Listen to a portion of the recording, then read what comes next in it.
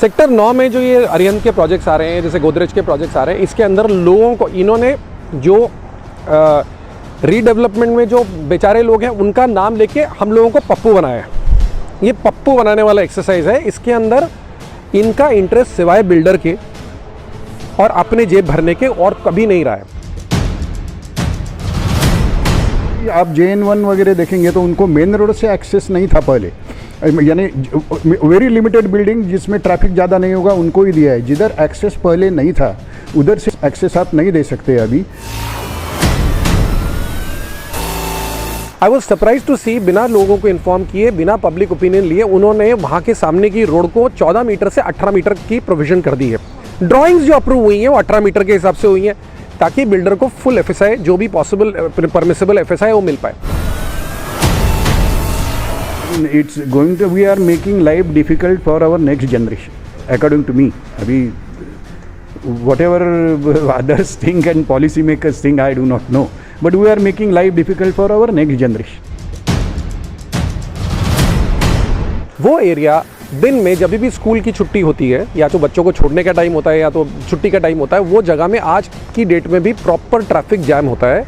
बगल में father Agnel Marathi medium school है, आपने उनके बारे में भी नहीं सोचा। आपने क्या सोचा? आपने ये सोचा कि ये डेवलपर जो है वो बिल्डिंग बना दे, मस्त अच्छा खासा पैसा बना ले। नवी मुंबई म्यूनिसिपल कॉरपोरेशन की हिस्ट्री रही है, इन्होंने लोगों का इंटरेस्ट, उनकी सेफ्टी को ताक पे रखा है।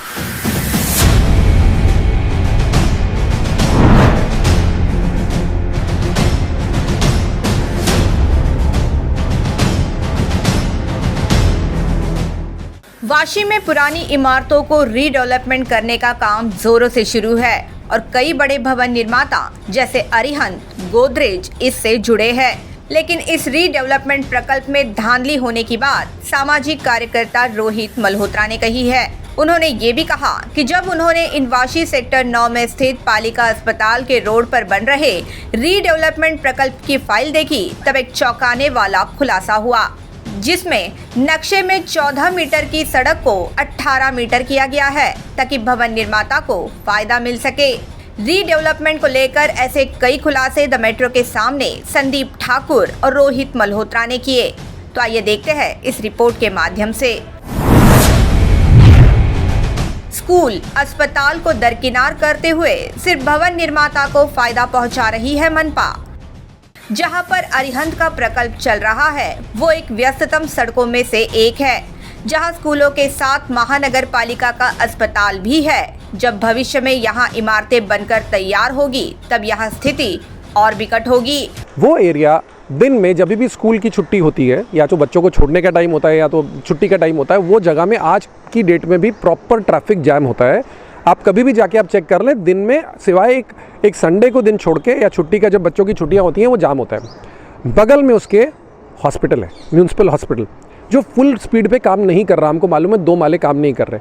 अगर हम उसको फुल स्पीड पे काम करवाएं और फुल उसकी कैपेसिटी पे काम करवाएं तो फिर हमको ये समझ आ जाएगा कि वहाँ पे भी और एम्बुलेंसेज आएंगी और लोग आएंगे। आपने उनके बारे में भी नहीं सोचा। बगल में father Agnel Marathi medium school है, आपने उनके बारे में भी नहीं सोचा। आपने क्या सोचा? आपने ये सोचा कि ये डेवलपर जो है वो बिल्डिंग बना दे, मस्त अच्छा खासा पैसा बना ले। ठीक है, मेरे को ना डेवलपर से कोई ग्राउज है, वो अपना काम कर रहे हैं। उन्होंने किस तरीके से प्रोजेक्ट को अप्रूव कराया है वो मेरा लेना देना नहीं है, लेकिन मुझे अप्रूविंग अथॉरिटी से प्रॉब्लम है।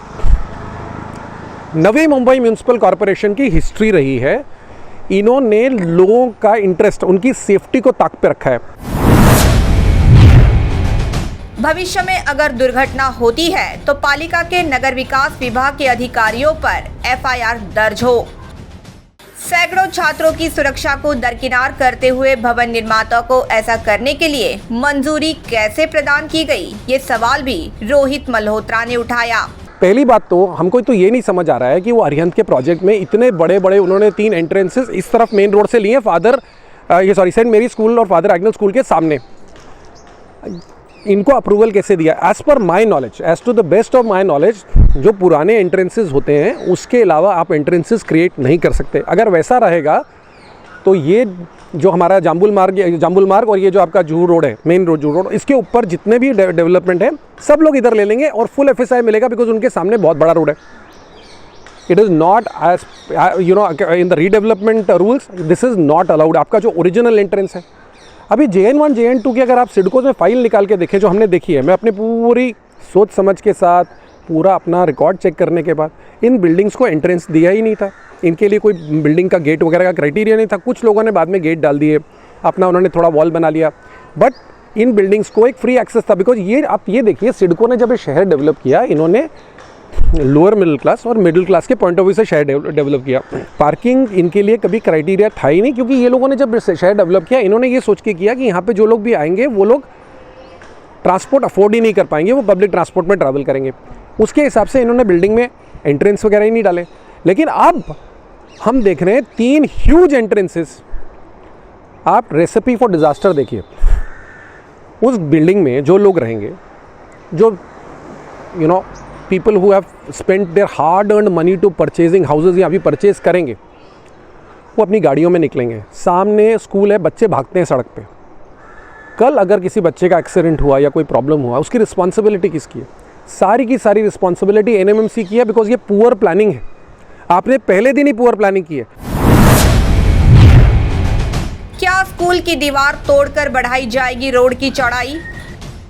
रोहित मल्होत्रा ने यह भी कहा कि नक्शे में 14 मीटर की सड़क को 18 मीटर बताया गया है, तो क्या अब इस सड़क के चौड़ाईकरण के लिए स्कूलों की दीवार तोड़ने का इरादा है? अब आपने वहाँ पे 3 बड़े बड़े द्वार क्रिएट कर दिए आने जाने के लिए, लोगों के कंफर्ट के लिए, और अभी आप सामने की रोड को भी अंदर कर देंगे। अच्छा, और बेस्ट पार्ट क्या है, इसका मतलब हो गया अगर वो पूरी रोड 18 मीटर की होगी, तो जितने भी अंजुम इस्लाम, उसके बगल में जो साईनाथ स्कूल, उसके बगल में चर्च, वो सबकी दीवार तोड़ेंगे। और एक छोटा जो चर्च है, जो सेंट मेरीज़ के बगल में सेंट मेरीज़ का चर्च है, वो तो 2 मीटर के अंदर आता है, यानी कि चर्च गिरा देंगे। तो यानी कि NMMC से जावा के किसी को सवाल पूछना चाहिए, जो मेरे फ्रेंड्स हैं जो उस फेथ में बिलीव करते हैं, उनको जाके पूछना चाहिए कि चर्च गिराने का प्रोग्राम है क्या। बिकॉज कम से कम हमारे से क्लैरिटी तो हो। नियम के अनुसार नहीं बदल सकते एक्सेस रोड। प्रतिष्ठित सामाजिक कार्यकर्ता संदीप ठाकुर ने इस विषय पर अपनी बात रखते हुए कहा कि पहले JN टाइप में एक्सेस नहीं था, और अगर आपको नोडल प्लान में एक्सेस ही नहीं दिया गया, तो नियम के अनुसार आप एक्सेस रोड नहीं बदल सकते। आप JN1 वगैरह देखेंगे तो उनको मेन रोड से एक्सेस नहीं था पहले, यानी वेरी लिमिटेड बिल्डिंग जिसमें ट्रैफिक ज़्यादा नहीं होगा उनको ही दिया है। जिधर एक्सेस पहले नहीं था उधर से आप एक्सेस आप नहीं दे सकते अभी विदाउट ट्रैफिक कंसिडरेशंस। आप पाम बीच रोड से भी देखो, वो बड़े रोड से आप ये बड़े बड़े मॉल भी थे पहले, उन्होंने एक्सेस लेने का ट्राई किया था, मैंने इंटरव्यून करके उनको दिखाया, तब उन्होंने वो उधर से बंद किया। नहीं तो ये क्या है, town planning department is entire developer lobby has virtually overtaken the town planning departments of all public authorities in Maharashtra. I mean, they do what they want and they get the rules also changed accordingly. But finally the public suffers. तो जिधर से nodal plan में access वो plot को नहीं दिया होगा, उधर से उनको एक्सेस नहीं मिल सकता है। किशोर पाटकर, अविनाश लाड़ कई घरों के मालिक। संदीप ठाकुर ने यह भी कहा कि आज नगर सेवक एवं भवन निर्माता एक ही हो गए हैं। नगर सेवकों ने JN टाइप में कई घर खरीदे हैं। किशोर पाटकर एवं अविनाश लाड़ कई घरों के मालिक हैं। क्या वो गरीब है और उनके लिए अतिरिक्त FSI दिया जा रहा है? ये बात समझ के परे है, ऐसा भी उन्होंने कहा। देखेंगे तो अब ये जो कॉरपोरेटर्स और उनके साथ बिल्डर डेवलपर और बिल्डर वो जो कॉमन अभी आजकल हो रहे हैं, और कॉरपोरेटर्स एंड डेवलपर्स, वो लोगों ने कॉरपोरेटर्स ने उनमें फ्लैट लेके रखे JN1 JN2 में with the expectation that it will be redeveloped. There are people from all parties, I mean there are at least I know 2 parties of which I have filed an affidavit also, Kishore Patkar करके और अविनाश लाड करके, उन्होंने 6-6, 5-5, 8-8 flat लेके रखे JN1 JN2 में। अभी ये लोग गरीब है क्या? उनका एफिडेविट देखो आप, काउंसिलर जब खड़े रहे थे उनका एफिडेविट देखो। ये गरीब लोग नहीं है, उनके लिए आप एडिशनल FSI क्यों दे रहे हैं? मुझे समझ में नहीं आ रहा है। उसके ऊपर कंट्रोल भी नहीं है, ये तो जानबूझ के किया हुआ है। भविष्य की पीढ़ी के लिए होगी दिक्कतें। आगे उन्होंने ये भी कहा कि जिस प्रकार रीडेवलपमेंट का काम जोरों शोरों से शुरू है, उससे निश्चित तौर पर भविष्य के पीढ़ी के लिए दिक्कतें तो हो सकती है। और इतने रीडेवलपमेंट आ रहे हैं, उससे पोल्यूशन भी बढ़ेगा, क्योंकि एक ही टाइम बहुत इधर से उधर से चलेंगे। कितने लोग उधर रहने वाले हैं किसको मालूम। ये I mean it's going to, we are making life difficult for our next generation, according to me. अभी whatever others think and policy makers think, I do not know, but we are making life difficult for our next generation. मुझे मनपा ने कहा है नहीं देंगे main road से entry. Sandeep Thakur ने ये भी कहा कि मनपा के नगर विकास विभाग ने उन्हें ये आश्वासित किया है कि मुख्य सड़क से एंट्री नहीं दिया जाएगा, लेकिन अगर भविष्य में इस प्रकार एक्सेस दिया जाता है तो ट्रैफिक को बाधा पहुंचाने के लिए न्यायालय का दरवाजा खटखटाया जा सकता है। I have asked the town planning department presently. They have assured me, their Mr. Kenan, who is the town planner and acting assistant director of town planning Navi Mumbai, he has told me that he has not changed the earlier accesses and exits, vehicular accesses and exits. अभी कुछ हुआ होगा तो those people can, there are two things in this. One thing is town planning not giving the accesses and exits from where they were not earlier, and thereafter the builder, despite that, making an access and providing that you can always go to court and say this fellow does, I mean this plot doesn't have an access there, still he has taken the access from there, and that is affecting traffic. So that has, because that's a violation. अभी इन्होंने नहीं दिया तो कैसा, on what grounds they can give, I do not know. I mean town planning तो नहीं दे सकती है using their town planning, I mean competence.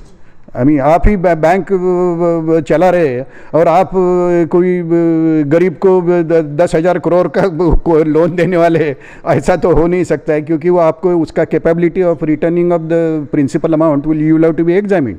अभी टाउन प्लानिंग ने ऐसा डिसाइड किया कि भाई झक मारने दो ट्रैफिक का, उनको दे दो, तो फिर अलग ही बात है, लेकिन वो करेंगे नहीं ऐसा, क्योंकि it doesn't make town planning sense. सामाजिक कार्यकर्ता रोहित मल्होत्रा ने कहा कि नवी मुंबई मनपा और दलालों ने रीडेवलपमेंट में पारदर्शिता नहीं रखी, जिसके चलते जब रीडेवलपमेंट प्रोजेक्ट शुरू हो रहे हैं तो सब धांधली नजर में आ रही है.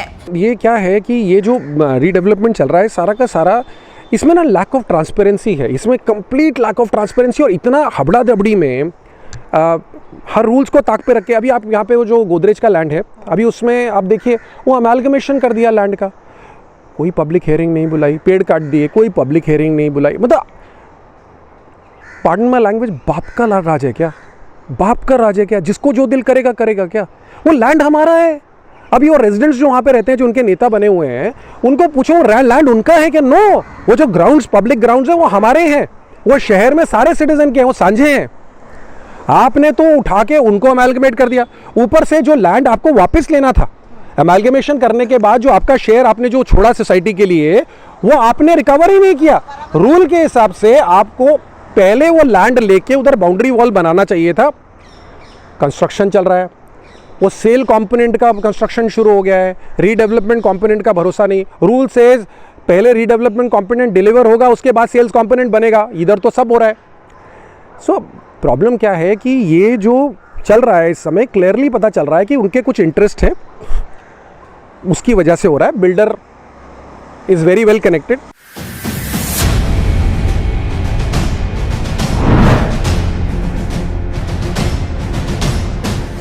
Bureau report, the metro.